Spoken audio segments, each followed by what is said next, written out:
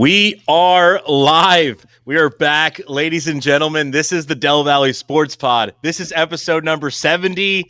And Dan, it's football season, baby. Can you believe it? Unbelievable. We're back, but more importantly, the Philadelphia Eagles are back tonight against Dallas. Are you kidding me? What a way to start the season, dude. We've been waiting 6 months and 7 days, which I believe amounts to 207 days and this morning since they won the Super Bowl. And it has been a long wait, but 8:20 tonight, we have 4 hours until kickoff. I cannot wait, man. This is going to be so much fun. Banner night against the boys. Can you ask for anything better than that? Who cares about Banner night? That was last year. Keep them in the locker room. I don't want to hear shit about Banner night. All right, this is a fresh start. Yeah, I didn't know it was Banner night. You know what, Nick? Shove it up your ass. We all know that's false. The talk of him all offseason and the entire team, we don't even know about last year. Like, that didn't happen. Like, I get it. I get the mindset, but they've just gone so over the top with it. I'm done with the fake rhetoric. It's almost like too much. But I do like the general idea and consensus of it that they are not going to be out there for it. I do like that. I like that they're like not going to be out on the field for it, I believe. I do like that, but pushing it that far that you're like, oh, we had no idea. Okay, now you're being a little. But that's Sirianni's can be a little silly goose like that. That's he's over the top. He is. But the thing is, the 2017 team, or 2018, they weren't out there during the banner drop either. It's during that time period before the team comes on the field. So it's not like they're not standing on the field. I'm sure if they wanted to, they could. But that's just during that time period before they come out. So it's not like they're standing off into the locker room on purpose to prove a point. It's just the way the pregame preparation goes. Was CeeDee Lamb quoted as saying he wanted to be out there to watch it? Fuel for the fire. He could have been. I didn't hear that. I'd be interested to know why. Just, I don't know. I feel like that happens sometimes with players, but they're more meaningful moments, like when the confetti's dropping after losing a playoff game. But the Cowboys haven't even been close to the Super Bowl, so I don't really – it's kind of not the same thing in my opinion. He's trying to drum up motivation by watching the banner drop of his rival when they as you said, they haven't even been close. Okay. Hey, whatever works, man. Everybody needs to, whatever gets you going. Yeah. He plans on watching the banner drop. Yeah. Whatever, dude. Whatever. Good. Hey, good for him. I plan on watching it. I'm going to be earmuffs while you're out there, bud. Earmuffs. What do you mean earmuffs? I mean, he's going to be hearing some serious chatter. Oh, yeah. Yeah. If he's on the sideline, if any of the Cowboys are on the sideline, they're going to be hearing it. Dude, there were people in the parking lot at 10:30 last night in line to tailgate, and the lots didn't open until 1:30. Honestly, I would have guessed even earlier. Our fans are ridiculous. Not having a Super Bowl hangover. Listen, man, I was going to say this before the pod, and it's just as simple as it's great to have the NFL season back. I always underestimate it because I do get quite attached to the other sports, baseball. I've grown to be very attached to hockey and all these things. So obviously right now it's a big stretch of baseball. But then when football finally is back, there's no denying the juice that it brings. You know, you start doing your fantasy football draft. You start seeing the anytime touchdown bets popping up. And I just feel like college football is great, but it feels like an appetizer when to these NFL games coming. And I don't want to downplay, but half the games are kind of feel like blowouts. Anyways, all that to say, very exciting. But then when your team has the first game against your rival on a Thursday night, I mean, that's just the best. That's the coolest way to start the NFL season. And then the rest of the games, you truly just get to kick your feet up over what is tomorrow's game is the Chiefs game, and then, of course, a bunch of Sunday games, and just watch whatever the heck you want. It's great, dude. It's fantastic. Yeah. Yeah, there's nothing like watching whether it's the Eagles or not, the first night of the NFL season is something we look forward to all summer. As you said, college football it just wets that beak a little bit. but the 2 weeks leading up into the NFL is some of the most fun, and especially the last few years with us, with the Phillies. I mean, this is just so much. I mean, you got Phillies game every night. Looking forward to Eagles. You're hearing news about everything, and I feel good about this season. I mean, we'll get into breaking down the game. I feel very good about tonight. I feel very good about this season. I am so happy that the NFL is back. Tonight is going to be just an enjoyable experience. As you said, Sunday, red zone all day, week 1, seeing how the groundwork is going to be laid for the rest of the season. Even though we're getting commercials now, we're getting commercials on red zone. Unreal. Have you seen those commercials where they're doing the high tense play? It's coming down to the last play in the fourth quarter, and then it's a Burger King commercial, right? I remember my dad used to tell me stories of his childhood when there'd be a game on, and then it would just it'd be the end of the game, close game sometimes, and then it would just cut off to whatever was scheduled if the game was going beyond its original time. Could you imagine that happening in today's That would world? be terrible. Yeah, because they have that a was lot kind of a lot more commonplace back in the day, based on the stories absolutely. he's told me. Yeah, it was like there was an allotted time that this game ran till, and then network television, it started at 7:00, and if that game went till 7:15, you were SOL. People got to watch the news back in the day, man. We have got to figure out what's going on in the world. Well, the cell phones, bud.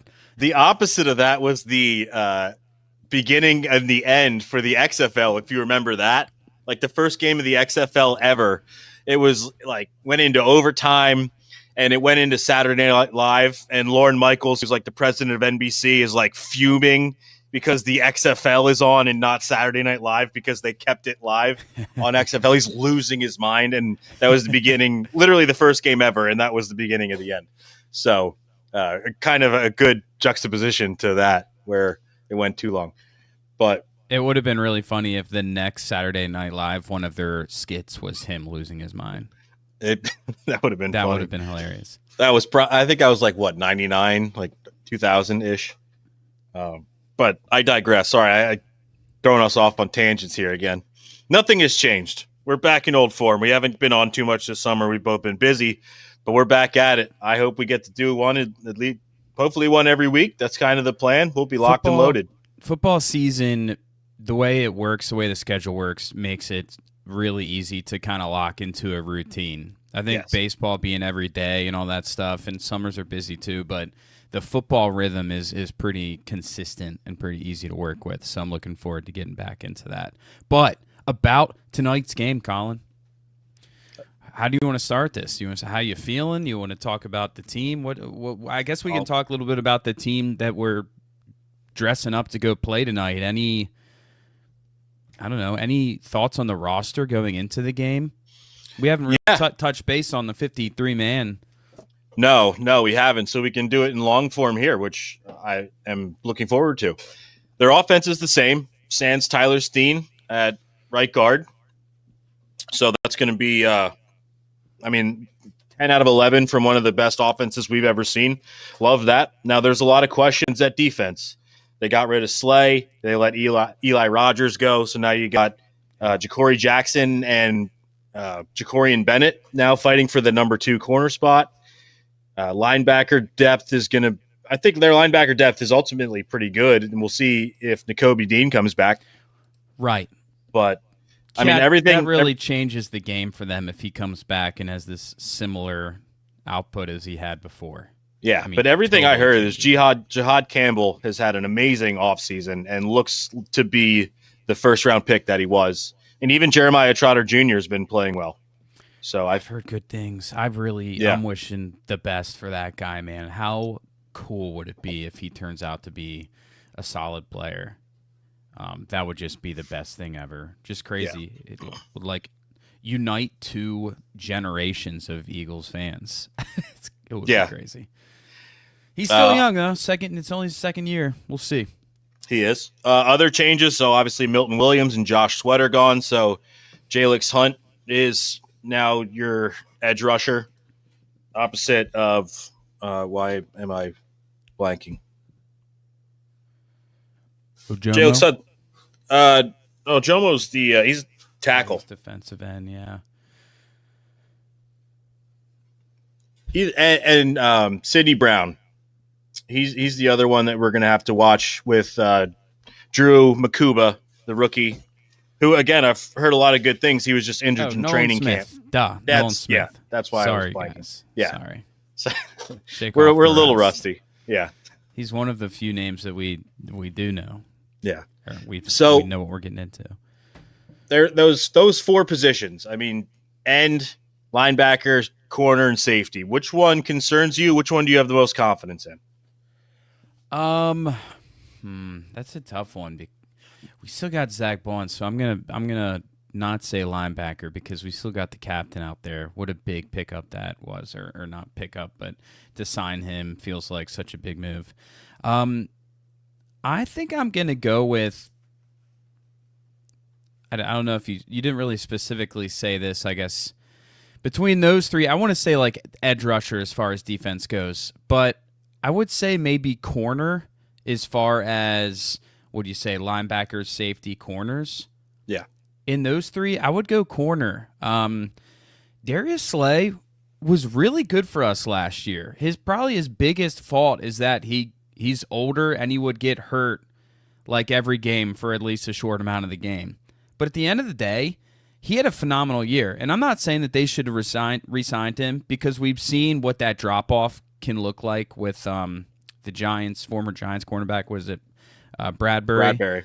So I'm not saying they should have re-signed him, but we're going from a very good Darius Slay to Adoree Jackson. Yes. And I don't know. And then the depth beyond that, don't feel great about that. Whereas Rodgers was really good as a depth guy. Like when he had to play a lot, he held his own. Especially if you consider the fact that he was the third cornerback on the depth chart.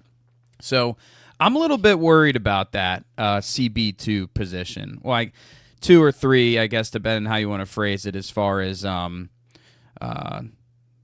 DeJean. Because Cooper DeJean, I think we're still expecting to kind of be like the slot guy, which I think would be the right move, especially against Dallas, who will throw CD in the slot in all kinds of weird places. But I think I'm the most worried about the cornerback position as far as those go. What are your thoughts? I'd have to agree.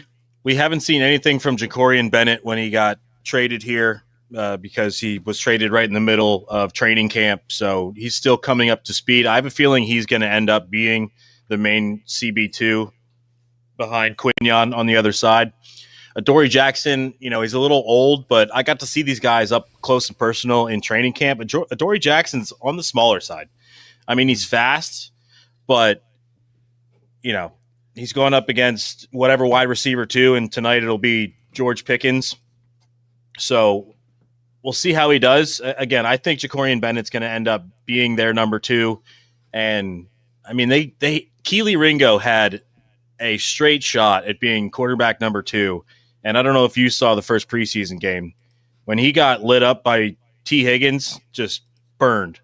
Or was that Jamar Chase? Either way, he was left on an island to see what he can do, and he absolutely fell flat on his face. He was late to come back and then over-pursued. He had the green light. The position was basically his, and he couldn't take it, which is sad because we had such big hopes for that guy. But that's why they traded for Bennett, because they weren't sure what they had at cornerback. So, we'll have to see what they do, especially tonight and going forward. They're going to play a lot of good wide receiver duos. So I'm kind of with you. Cornerback kind of scares me a little bit, if anything, on the defense. Yeah, it's a shame. I would love for Ringo to succeed, but last year I was kind of out on him after watching how he played when he did have to come in. I think there were a couple games where Rodgers and Slay were both out for a little bit. And he also made, I think, a couple of kind of bonehead plays on punt return as one of the gunners. Just, yeah. So to me, that was like the physical side and the mental side, not really where it needs to be. I guess that can change, but he's kind of at that point where you'd would expect to see the leap forward or like a big step forward, and it sounds like we're not really seeing it. So off to special teams he goes, I suppose. I'm excited about Sidney Brown finally getting a chance to be a big name on this defense. Dude, I loved. You remember 2 years ago when we were like, no one is physical on this defense. Mm-hmm. No one. And they weren't. It was true. It wasn't an overreaction. No one like delivered hits. There was one dude that delivered hits, and I think it was in his rookie year, and it was Sidney Brown. You remember that? And then he had that pretty devastating injury. But I really liked what we saw from Sidney Brown. I really did. So I'm excited for him to get a full opportunity, and I'm going to look for that. Reed Blankenship has been a great player for us, but he's not necessarily like a lay the wood guy. I know he's had some big moments, but he's not normally. I think that Sidney Brown can bring that to the defense, that intimidation, and we'll see if he can put it together. But I'm excited for that, man. That's Captain Reed Blankenship to you. Yeah. Yes, Team sir. captain. Sidney Brown, he scares me because he is like an all or nothing player. Yes, he flies around the field and lays the wood, but he also tends to over pursue and can get beat when he is that safety. He's the last guy in coverage. I love the physicality he brings, but being a safety net back there, the way he is so aggressive, that can burn you on a double move or somebody going over the middle on a post route. If he's gets looked off by the quarterback and is not in the position he should be because he's being aggressive, that could lead to bad things for the Eagles. I've heard a lot of good things about Drew Makuba though. Yeah. And he's the same thing. Like, I think he's going to end up being the second safety alongside Blankenship. He was just hurt for a lot of camp, so he's not up to speed physically and with the scheme that Fangio has. So, yeah, Sidney Brown's going to get the main. He's pretty young. Yeah, Brown's going to get the lion's share of snaps at safety. But, yeah, the secondary as a whole is something that's kind of a question mark coming off this team. And, when you win a Super Bowl, your team is going to get poached. People are going to pay players more than you're able to pay them because your roster is good 1 through 53. You can't pay all those guys. So a lot of those guys got paid. Like Rodgers is on the Vikings. He did not get signed for that much money. I think the Eagles could have paid him. They decided not to. I'm glad they re-signed Bond. But yeah, he's getting a little bit older. No, Eli Rogers wasn't that old, I don't think, actually. It's Isaiah Rodgers. If I said Eli, I think I said Eli earlier. That was a former Steelers wide receiver. He's only 27, so he's right in that middle ground. Yeah, he's still young enough that you're not worried about the drop off. Yeah, it's interesting. But I think we can agree, like, the offense is gonna be the offense as good as last year. I believe. I mean, maybe step. Here's the thing, man. I was going into, and we can go to the offense now. I was on that train. The offense is going to be the offense, and then I had the realization that we have a new offensive coordinator, and Kellen Moore had a huge say in our offense. So as much as I want to say the offense is going to be the offense, and I hope that ends up being the case, we have a new offensive coordinator in there. So new, in theory, play caller also, because Sirianni gave up play calling duties. Mm-hmm. That's pretty big, man. And last time we did that, it did not go very well, Colin. So I did have that thought in my head the other day, and I was like, let's not overlook this, okay? That's a pretty big deal. Now, I think the run game is going to be the most fine, because I think you got a lot of the same pieces. I think I have to guess Stoutland is pretty involved as far as that goes. Obviously, he's not calling plays, but he's pretty involved as far as scheming up how the O-line blocks, I imagine. But I'm not going to say the pass game is going to be amazing right off the bat with a new coach and some maybe, a different play caller and all that stuff. I'll be curious to see how it goes, and I hope it's not terrible. But I do think there's going to be some rust to shake off and kind of figure out what might be a little bit of a new system. It has to be a little bit of a new system, right? Because it was Kellen Moore's, was it not? Well, see, this is where I will disagree slightly. So when they brought Brian Johnson in 2 years ago, he was not part of their roster. He was brought from the outside. Kevin Patullo has been there. He's been under Sirianni for a while now, going back to Indy. He was under Kellen Moore last year, learned a lot of his scheme. Now, I think he's going to add in a few of his own wrinkles and his own philosophies. But for the most part, I think he's going to try and use the blueprint that Kellen Moore laid down last year and just continue that. And what I feel here is that the Eagles are so good and proven in all the positions that they have. All he has to do is just not screw it up. Just find the game plan, find the weakness on the defense that you would attack. Like if they're trying to take away the run, then just scheme up a good passing game that specific week. Or if they're trying to shut down, if say the other team has a good secondary and they're trying to take away the pass game, clearly we can run the ball on anybody. So that's my feeling, is like he just doesn't have to screw it up.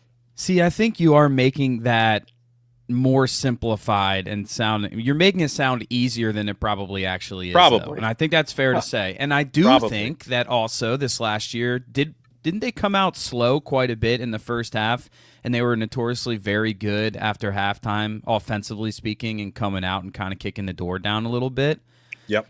And we're always going to attribute that to halftime adjustments. So, again, more emphasis on the adjustments by the coach. As much as he can try to do everything that Kellen Moore did, he's his own person. He's not just able to, be AI Kellen Moore out there. So I hope that, again, I'm not saying the offense is going to stink, but I wouldn't be surprised if it took a little bit of time and it wasn't right off the gate amazing. And also, as an offensive coordinator, you want to try to do what Kellen Moore did, but you also kind of have to be yourself, right? I don't know. I just think it's not quite that simple, though I hope that it can be as simple as, hey, we ran the ball super well with Saquon Barkley in this offensive line. Let's just do that a bunch and then find our spots with A.J. Brown and Gage according to the defense we're playing. But I hope you're right, but I just, 2 years ago was so terrible with those coordinators. It's given me a little bit of angst, I suppose. You got some PTSD. I can sense it. It's okay. It was so bad. It was bad. It was really bad. I'm here. And to your point about the talent, a lot of that talent, we had a lot of talent. We didn't gain that much more talent after those guys, to be fair. Yeah, the offense is really not that much different than it was 2 years ago, and Brian Johnson still was able to screw it up. The talent is a lot, but it is not every piece of the puzzle. No. Now, granted, that wasn't Saquon Barkley, though. Yeah, actually there's a big piece of the puzzle, right? Lest I forget our most important addition ever in Eagles history, who changed the game for the offense. Yes, okay. How could I not forget? So it's funny. We have like the same offense, new coordinator. We have a new defense, same coordinator. I screwed that up. We have the same offense, new coordinator, new defense, same coordinator. So it's going to be, how does Fangio work with his new team? How does Patullo work with the same offense last year that was prolific? It's going to be interesting to see. Who's going to step up on this D-line, Colin? Who's going to step up? Is anyone going to step up, or are we going to struggle? Because we lost a lot of big names, right? Yeah. Well, Carter and Davis are obviously your two staples in there, and then it's going to be Moro Ojomo. I heard today that's how you pronounce his name. It's Ojomo. Like a SH? Yeah. Ojomo? It's like more like the J is still in there, but it's not Ojomo. It's Ojomo. Ojomo. Okay. Yeah. Okay. I heard that today, which I didn't know, but yeah, one of the Eagles reporters even said, he's like, I'll take a picture of how the pronunciation is under all these guys' names and I'll tweet it out. It's Moro Ojomo. And I'm like, okay, that's the first time I'm hearing this, but I will trust you because you're in the press box. Can I say another name that maybe you can help me with the pronunciation? Mm-hmm. The guy that we got from the Patriots, although I think he had some time with the Chiefs last year, Joshua Uche. I knew it wasn't Uche. Josh Uche and Azeez Ojulari. There's your depth on the offensive line. We got Ojomo, Uche, and Ojulari. Yeah, defensive line. Defensive line. Uche is interesting, dude. He's had a pretty mediocre career, but in 2022, he had 11 and a half sacks. And he's young still. He's only 26. That's my underdog that I'm pulling for on this D-line, I think. I think he could be. It's interesting because I feel like, especially how they're built right now, Carter is going to garner so much attention, and that just opens opportunities for other guys to try to win those one-on-ones, right? Who's going to be the guy or guys that are going to step up? And I wonder how much attention Nolan Smith is going to garner. I've wonder if he's earned that respect across the league yet. Probably not, right? Probably not. No, not yet, because he didn't really flash until the latter half of last year and the playoffs. That's when he really kind of made his name for himself, but that was with Josh Sweat coming off the other side, who really broke out last year and got paid because of it. Yeah. So now Nolan Smith is edge rusher number 1, and Jalix Hunt is opposite of him. So we have to see what Hunt can do. Same thing is like he really showed up in the playoffs, but that's because they had 3 other guys on the D line that they had to focus on, and just Williams. Dominating. Yeah. And yeah, so, if you asked me this time last year, I would have never guessed that Hunt would be a starter on this D line. No, we thought he was a depth piece at best. At best. Yeah. So, I mean, there's a lot of eggs in those baskets, I would say. Because if we can't get any edge rush, this defense will not be the same, of course. So, and the other guy, I don't even know his name.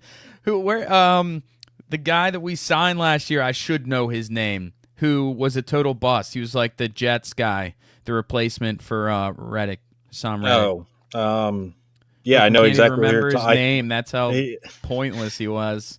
He played, like 2 games maybe. Why? He was supposed to be a superstar, and we can't even remember his name because he hardly played. We can't remember. He was so. Does it start with the H? I feel like it was like, it start with the H. I don't know, but he's not on the team anymore.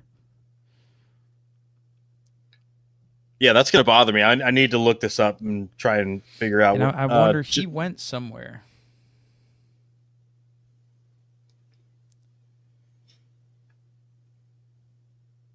We should know this. I know it's not coming. It's not going to come to me though. I'm telling you that right now. Talk about something. I'll find it.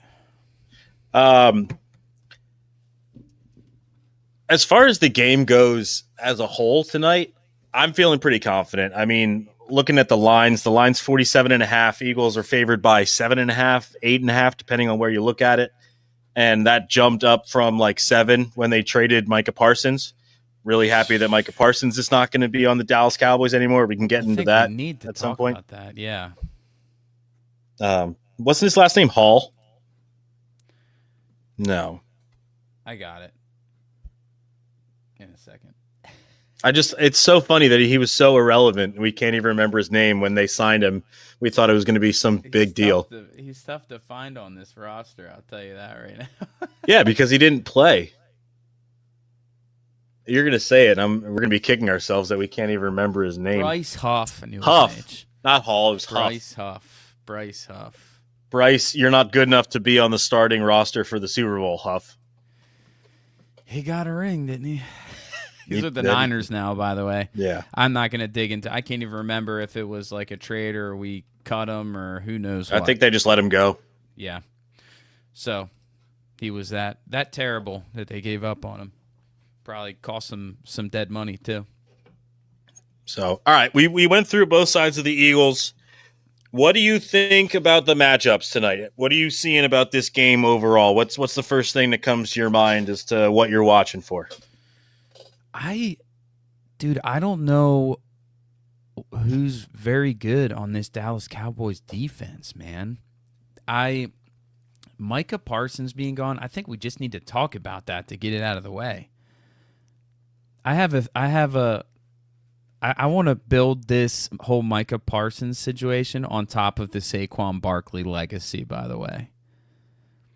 There's a lot of moving pieces here. Jerry Jones should retire. He's 80 and he's making big decisions, and that shouldn't be the case anymore. You should never give up a 26-year-old, I think. 26-year-old. He could be defensive player of the year like any year. He could have the most sacks like any year. That's how good he is at edge rushing. But Jerry Jones harped that they want to get better at run defense and that he doesn't participate and isn't good at run defense. By the way, sidebar, Colin, do you think it's easier to find someone who's good at run defense or someone that gets like 14 sacks a season? Easier to find a run defender. I would think so, right, Colin? Yeah, a little bit. I would think that is probably true. You can just find a guy who's good at stopping the run and then keep on to the rare gem that is the guy that can get double-digit sacks every stinking year. But I'm giving even more credit to Saquon Barkley. We took him from the Giants, destroyed them, they're sinking, and now Jerry Jones is seeing Saquon Barkley almost winning MVP, this Eagles team that no one can stop, and certainly the Cowboys can't stop against the run, and he goes, you know what? We're going to get rid of our 10-year future Hall of Famer, like a guy we could have that could haunt the Eagles for the next 10-plus years, and we're going to get rid of him because we're so stressed about the Eagles' dominant run game that because he's not good against the run, we don't want him. I'm giving a little credit to Saquon Barkley here, Colin. Yeah, I'm with you. Absolutely. He's destroying everything around the NFC East that isn't the Eagles. My favorite thing was watching Jerry Jones try to explain away the biggest gaffe in trade history in the NFL by like, oh yeah, we traded him away, but we're going to get way better at run stopping. You mean 30-year-old Kenny Clark is going to be the piece that you're missing to make sure that you can stop Saquon Barkley? Trading away a top 5 player in the NFL at any position is not going to make your team better. 26 years old, Colin. He's already wearing a gold jacket. 26. I just think that Barkley has completely haunted the Giants organization, and I really feel like a piece of this is Barkley haunting the Cowboys organization. Oh, gosh, I can't bear to see that guy run 200 yards on us. Yeah. And this guy gives no effort against the run. Get him out of here. I'm not paying. We need to stop that one piece, but damned be the rest of the defense because of it. Dude. But that was my big theory. I love Jerry that theory. Jones is just complete stubbornness and he's senile, and it's awesome. He's senile. Give up the keys, Grandpa. The crazy thing is, it's just one of those situations where it's like, okay, you get 2 first-round picks. It wouldn't have been, in my opinion, that bad of a trade if Micah Parsons was like 30 years old, But the fact that he's so young, I don't even know if there's a trade that makes it worthwhile, because the best you can hope for from those probably late first-round picks is probably still not going to be as dominant in all likelihood as a player as Micah Parsons can be. There's no shot. No player you could ever trade for is going to be as dominant as a top 5 player. It would be like trading away Myles Garrett or Trey Hendrickson, both of which were rumored to be traded in the offseason, but both got re-signed. And not even, Colin. Not even. I don't know if there's a single player that carried as much value as far as edge rushing, which is such a premier position compared to those other guys. Because I think Trey Hendrickson is a great player, but I don't think he's quite at the Micah Parsons level. I don't think. And age-wise, I think Myles Garrett is at least a couple, if not more, years older than Parsons, right? Yep. And TJ Watt, I think, also is a little bit older, and I would say has a richer injury history. I think that he was the most valuable, maybe, player apart from quarterbacks. Yeah, the argument could easily be made. Yeah, he's one of the best players in the NFL, and is going to be for at least 5 to 7 years. And they gave him up for basically pennies, because when the Cowboys are drafting in the Packers picks, they're going to be picking between 25 and 30. What is that going to get you? Not Micah Parsons. Not Micah Parsons, dude. I can tell you that much. Not Micah You know what's funny is the best thing I saw was when And he was a guy that like spoke outward towards your organization like all the time. He's big on like his podcasts and stuff he does, and he always BS's with how good he thinks the Cowboys are. But like he hyped you guys up. So it's not even like he was being a pain in the butt and said he hated the organization. He say he loved it all the time and thought how good they were, even when they were trash, dude. I don't know. I feel like I've heard that Micah Parsons wasn't exactly the most liked in that locker room, especially because of his podcast and his me attitude, saying how good he was and always talking about, other teams and not, his own team. I mean, he put out a list of the top 10 quarterbacks on his own podcast, and Dak Prescott wasn't on said list. But that was like this year he did that? That was last year. Last year? See, I always remember seeing stuff where he would overhype the Cowboys and how good they were and different players on the team where it's like, dude, what are we talking about here? But I digress. Yeah. So regardless, it's going to be nice to not have to go against Micah Parsons twice a year, every year. Now, we will see him when we play the Packers in week 10, week 8, week 10, something like that. So that's going to be interesting. The Packers got really good because of that trade. The Packers are the one team in the NFC that scare me. They're a good team. They're a very good team. Them and the Bucs, I think, are the two best teams behind the Eagles in the NFC. I have been saying this. I think it's going to be between those three teams for the NFC Championship game, one of those three. I'm hoping it's the Eagles and the Packers because we have their number and the Bucs have ours. I do not want to play the Buccaneers in the playoffs because the last two times we have, it did not end well. And last year we saw how that ended well on your wedding day, the worst game that the Eagles played all year. But it was all uphill from there, Dan, if you remember correctly. That's true. It was all uphill from there.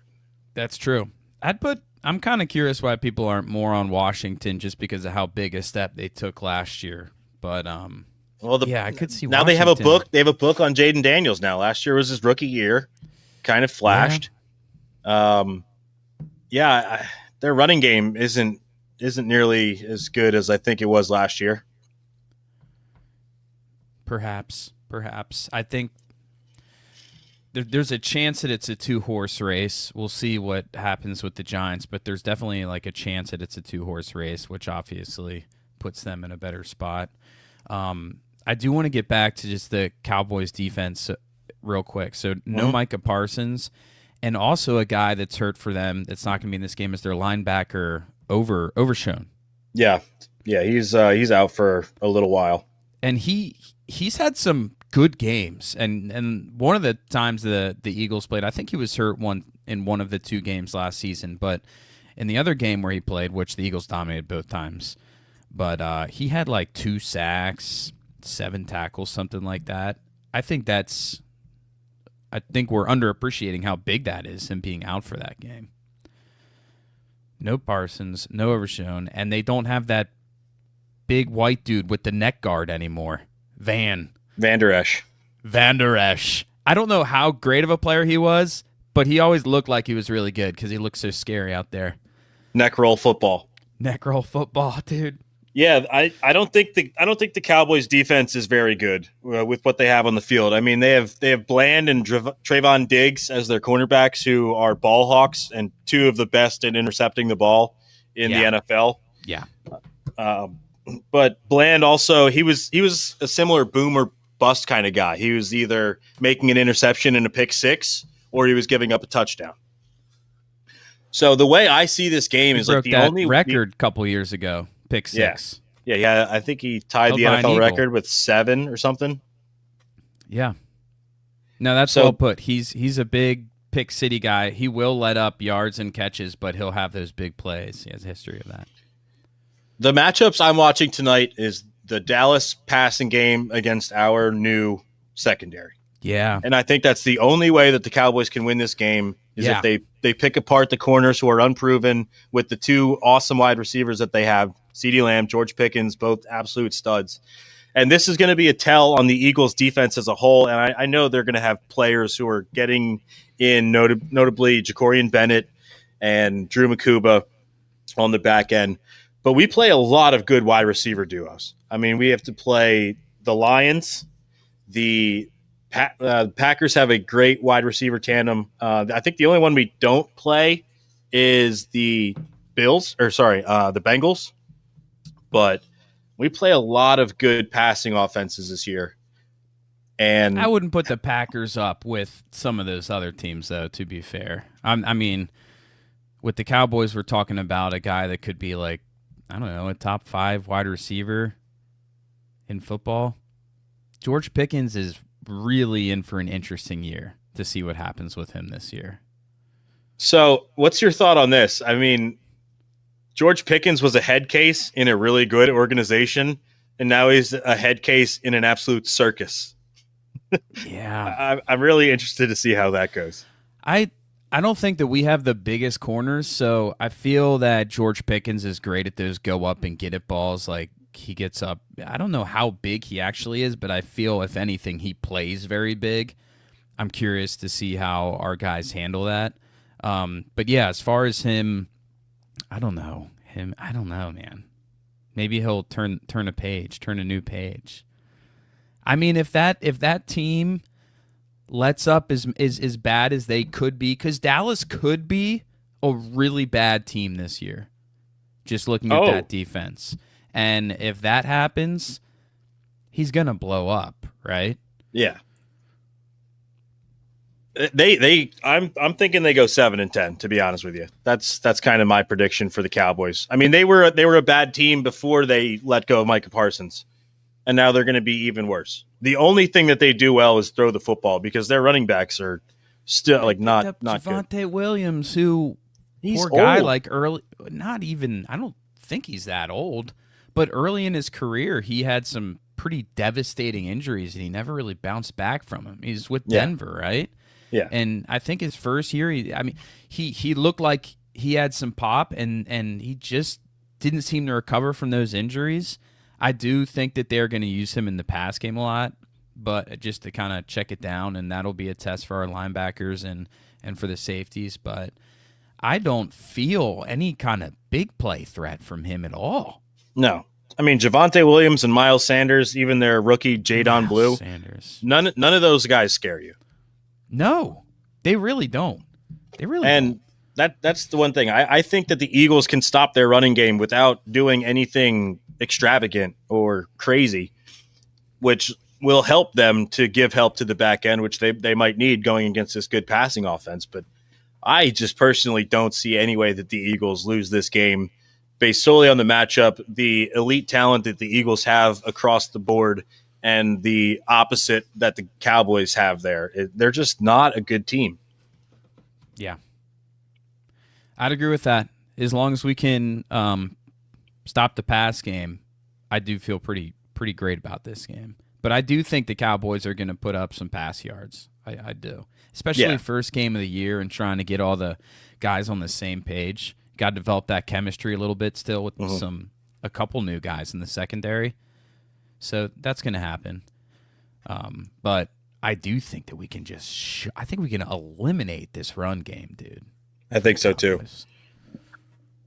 The one thing we have to keep in mind is that Dak Prescott is really good against the Eagles. I think he's 9-4.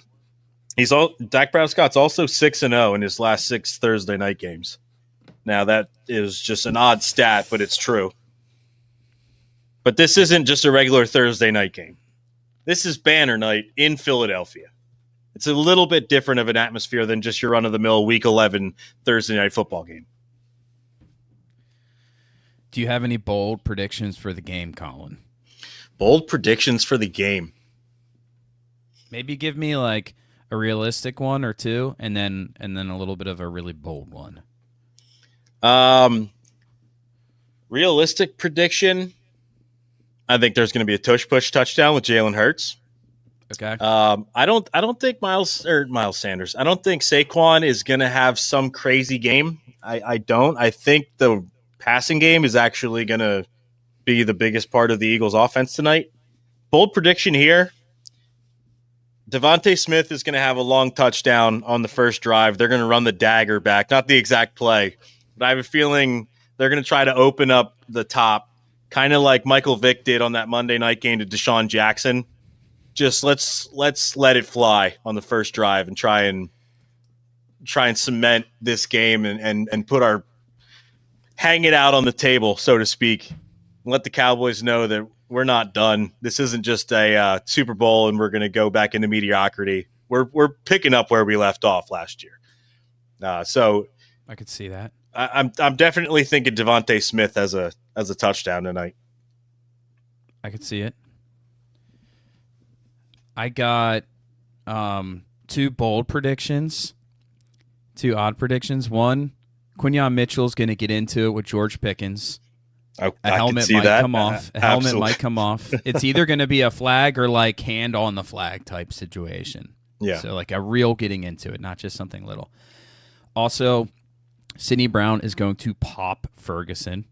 He's going to crush him. He's going to murder Ferguson. That's going to be great. And then my kind of more realistic one, I kind of want to do another bold one. Do it. All right, we're going to go 3 bold. That's an easy cop-out if none of them happen, right?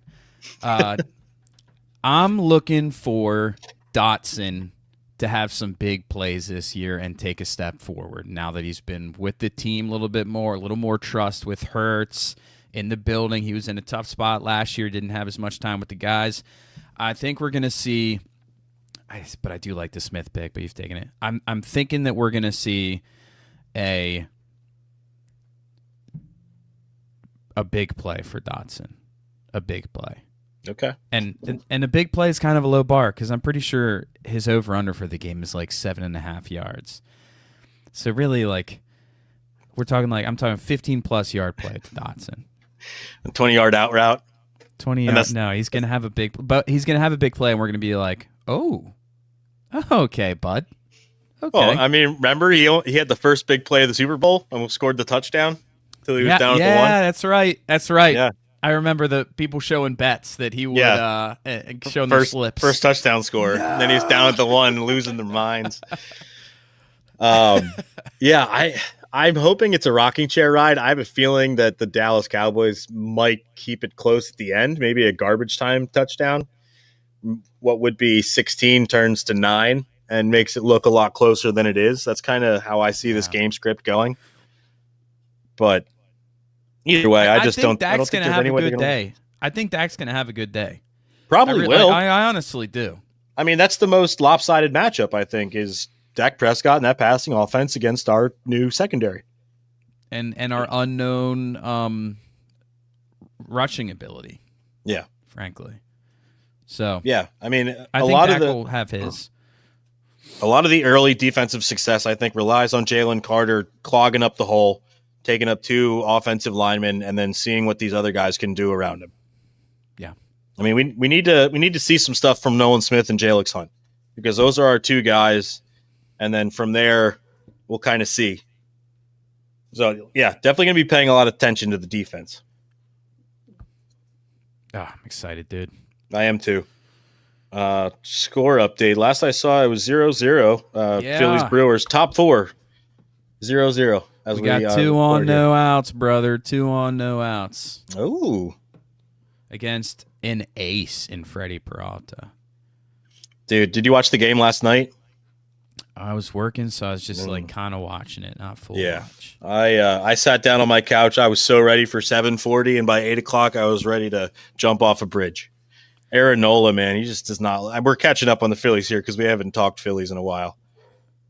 It just he looks done. We'll see. I'll give him another game. Tough opponent, and you know what was wild to me because the way I was watching was very like game day and box score. Mm-hmm. When I saw how many hits and runs he let up through like 3 innings, but he had 6 strikeouts. Yeah, that was kind of mind blowing to me. He had a ton of strikeouts considering how much they were crushing him. So I don't know how it looked in terms of actually if he was missing spots just randomly. I don't know. It was weird. Well, he was fine after the first 5 batters. I mean, he let up 5 runs before recording an out, and then from there he was fine. Yeah, that was the problem. Is they had 5 runs on the board in the bottom of the first, and they still didn't have an out. And I'm just like, really? This is what we're gonna do tonight? He has those innings where he just gets shelled for like an inning. Usually he's good in the beginning, and that'll happen in like the 4th inning or something like that, you know? Yeah, but so far I think this was his 3rd start back. In 2 of those starts, he's given up, I think, 3 earned in the first inning in his first start back, and then 5 yesterday. He's got to start quicker. We should bring in an opener for Aaron Nola. That's what we should do, and then he can come in the third. Geez. On a more positive note, you know who's not on the team anymore? Who? I believe Romano, however you want to say. Did they actually DFA him? I believe he's gone, Colin. They put him on the 15-day DL with some thumb strain or something. I don't think they're not going to bring him back though. After that, they picked up can't. a couple of other guys. So I like the Walker Buehler pickup, the Tim Mays signing from the Pirates. I like both of those. Tim Mays is great. I think Tim Mays is an interesting one. Lou Trevino. No, you're right. He is still on the team. I thought he was gone. There's no way you can bring it back if these other guys show any ability at all. No, not at all. And they signed a guy named Lou Trevino who I actually met in the offseason. He's a Montgomery County outside of Philly guy. And I was at a bar and somebody I was with knew him. And she's like, that's Lou Trevino. I'm like, who's that? And then I looked him up. I'm like, oh, he's a really good MLB pitcher. Really cool guy. So I'm kind of rooting for him, especially because he's a diehard Phillies, Eagles, like diehard Philly sports fan, and finally gets to pitch for his hometown team.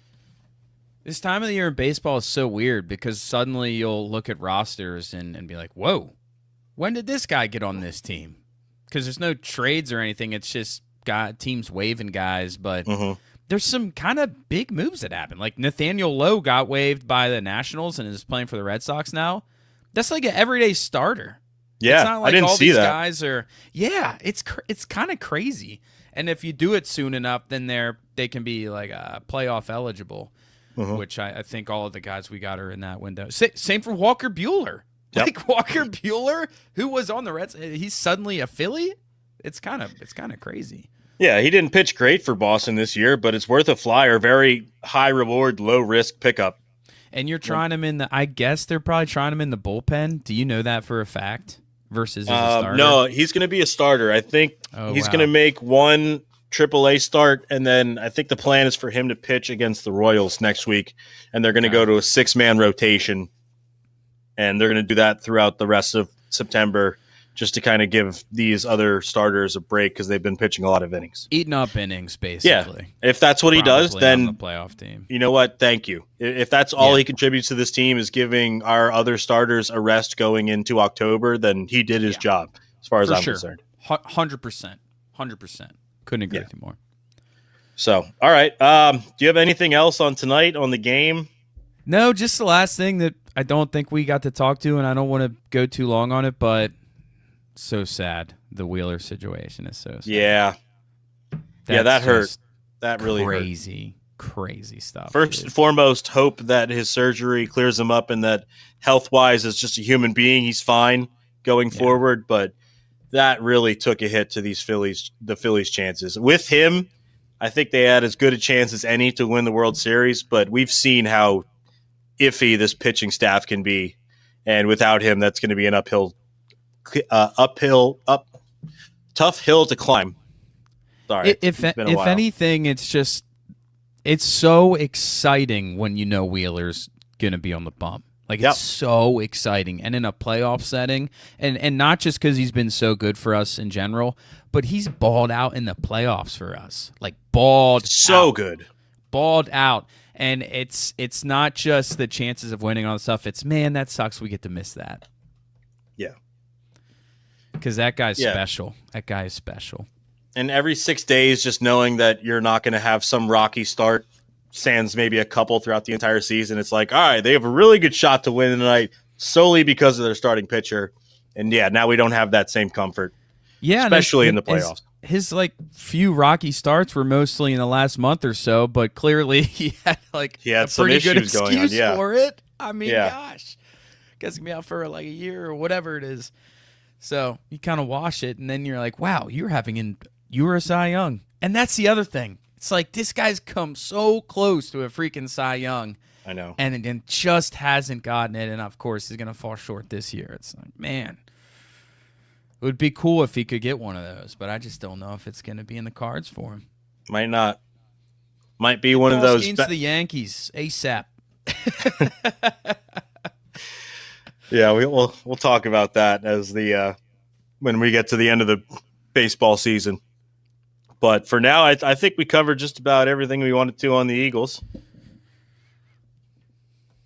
Yeah. Anything else on your mind? No, I'm good. Let's do a score prediction. Call it a day. All right. I haven't even really put one down, so I'm just going to come up with this top of my head. 32-21 Birds. I'm taking the over and taking the points. I'm going to go Eagles 34. Cowboys 24. 34-24. High scoring okay. affair. All right.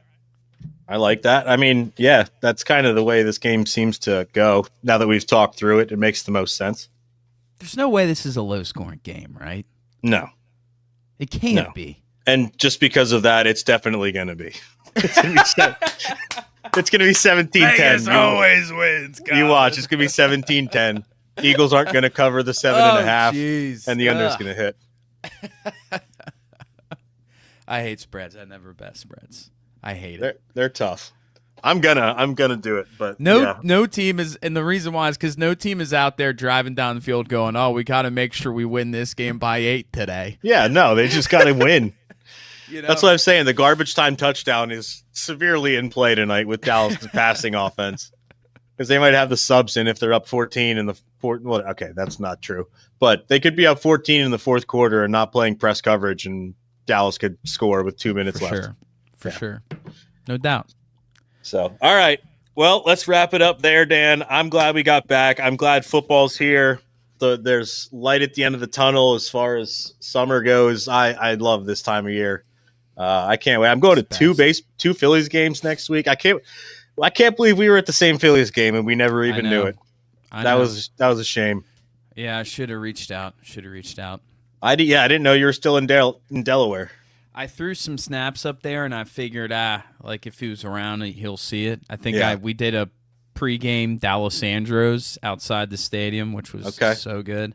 Nice. But next time I show up, and went to Camden Yards too for the first time as an adult. I went as a little kid, but don't remember it too much. So that was kind of cool to go see Camden Yards. Nice. Both games were against Seattle. The Camden Yards Orioles game I went to, and also the Phillies game. That's right. Yeah, they're making their rounds. I know we're still talking. Well, we're getting out of here, but that Seattle series was something to behold by the Phils. Oh man, that was crazy. Everybody hit woohoo times a million.